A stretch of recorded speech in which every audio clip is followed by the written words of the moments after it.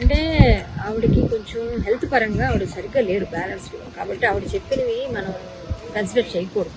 వాళ్ళు ఏమి మాట్లాడినా టీవీల్లో మీడియాలో అది నిజం కాదు, మాట్లాడింది నిజం కాదు అని జనాలకి అర్థం కాదు. బయట వాళ్ళందరూ ఏమొచ్చిందో అదే నిజం అనుకుంటారు. కానీ జరిగింది ఏంటంటే వాళ్ళు ఎంత కష్టపడుతున్నారో మేమెంత కష్టపడ్డామో మాకు తెలుసు.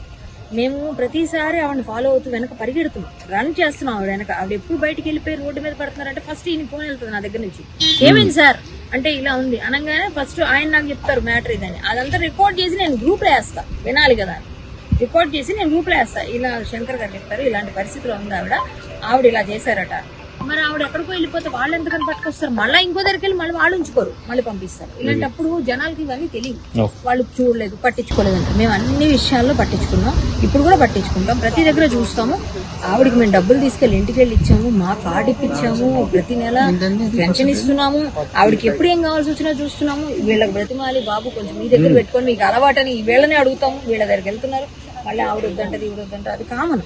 వాళ్ళిద్దరికి మెంటల్ బ్యాలెన్స్ లేదు, ఇది క్లియర్ గా నిజం, ఇది అందరికీ తెలుసు. ఆవిడ మీరు పెట్టిన తర్వాత మిమ్మల్ని భయంకరంగా తిట్టినా కూడా మీరు ఆశ్చర్యపోరు, ఎందుకంటే ఆవిడ పరిస్థితి అది. అలాంటివి ఎన్నో జరిగాయి, నన్ను తిట్టారు, ప్రతి ఒక్కరు తిట్టారు. మనం ఏం చేయలేము. ఎందుకు అంటారా, చనిపోయిన వాళ్ళు మంచి వాళ్ళు, వాళ్ళ గురించి మనం మాట్లాడకూడదు. వాళ్ళు పోయిన వాళ్ళందరూ మంచి వాళ్ళు, తిట్టినా తల్లి అయితే మాత్రం తీసుకోమా అని చెప్పి నేను వెళ్ళాను. నేను చేశాను. ఇప్పుడు అందరూ అన్నారు ఏంటి అసలు నువ్వేంటి మళ్ళీ ఇవన్నీ ప్రతిసారి. నేను ఎప్పుడు ముందుకు రాలేదు, ఈయనకి అడగండి, ఈయన ఉన్నాడు ఎవిడెన్స్. ప్రతిసారి కాల్ చేసి మాట్లాడుతున్నాను కదా నేను, అంటే నేను ముందు లేను, మీడియా ముందు లేను. అప్పుడు ఉన్న తర్వాత నేను ఆగిపోయాను, బ్యాక్ నుంచి చేస్తున్నాను సపోర్ట్. నేను మా అసోసియేషన్ చేస్తుంది, మేమంతా చేస్తున్నాం, కానీ ఎవరికి తెలియదు. ఎందుకు తెలియదు అంటే ఆవిడ గురించి మేము ఎందుకు బయట పెద్ద ఆవిడ గురించి మేము చేయాలనుకోలేదు, చెయ్యం కూడా. ఆవిడ ఏం చెప్పుకోనివ్వండి, మనం బ్యాడ్ చేస్తారా చేసుకునివ్వండి అనుకుని వదిలేసాం.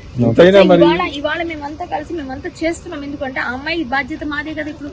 మరి మీడియా ఎందుకు అలా రాయటం కదా, అందుకు మేము అదే అడుగుదామని. మీడియాని కొంచెం తెలుసుకొని రాయాలి. మీడియా ఇప్పుడు మేము బాధ్యత తీసుకుంటున్నారని రాయాలి. ఇప్పుడు వీళ్ళ బాధ్యత కన్నా మా అసోసియేషన్ బాధ్యత ఉంది. ఇది మీ అందరి ముందు చెప్పాం మేము, అది మేము నిర్వర్తించాలి. మా అసోసియేషన్ అమ్మాయి బాధ్యత.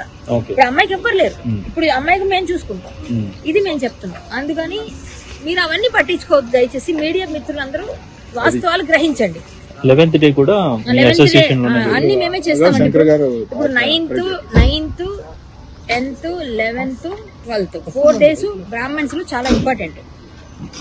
నవమం, దశమం, ఏకాదశం, ద్వాదశం అంటారు. ఈ నాలుగు వాళ్ళకి కంపల్సరీ. ఆవిడకి లేకపోతే పైకి ఉత్తమ ఫీలింగ్. సో వాళ్ళకి ఆ విధంగానే ఆ రిచువల్ ప్రకారంగానే చేయిస్తున్నాం. ఈ 4 days కూడా అక్కడ చేస్తాం ఆశ్రమంలో.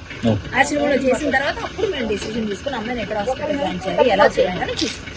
అలాగా మాకు 8 మీటింగ్ ఉంటుంది. మేమందరం మీటింగ్ లో మాట్లాడతాం ఈ విషయం కూడా. మాట్లాడి ఆ రోజు డిసైడ్ చేసి ఆ తర్వాత నుంచి ఆమెకు అన్ని కాబట్టి మేము చేస్తాం. అది మా పరిస్థితి. మేమైతే ఆమెను ఎప్పుడు వదలలేదండి. దయచేసి అది అర్థం చేసుకొని మా ఎవరిని దుమ్మెత్తి పోయికండి. ఇంకోటి, ఇప్పుడు మేము మీడియా అంటే చనిపోయారు పాజిటివ్ అనేసి మీడియా 1:30 అంటే ఎంత క్లోజ్ గా మీరు చేసి మీడియా ఇన్ఫార్మ్ చేశారంటే 1:30కి చేయగానే ఇమీడియట్లీ రెస్పాండ్ అవడానికి నైట్ 1:30కి చేశారంటే మీరు ఆలోచించండి. That is the greatness of our electronic media. Really hats off to our media people. ఎందుకంటే అలా చేయబట్టే ఇమీడియట్లీ అందరు అటెండ్ అవ్వటం వీలు పడ్డది. డెఫినెట్ గా 8th మా ప్రెసిడెంట్ గారు వచ్చిన తర్వాత మీటింగ్ ఉంటుంది, ఎగ్జిక్యూటివ్ కమిటీ మీటింగ్ అన్నది. దాంట్లో డెసిషన్ తీసుకుంటానని ఇప్పుడు జనరల్ సెక్రటరీ గారు మీరు చెప్పారు కాబట్టి వారిని చాలా బాగా చూశారు. జరిగిన మాట వాస్తవమే. అర్ధరాత్రి కూడా మీరు అందరూ చేసి ఏంటి ఈ పరిస్థితి అనేసి ఫోటోలు వచ్చి ఇమీడియట్లీ అటెండ్ అయ్యి ఒకరిని డిప్యూట్ చేశారు.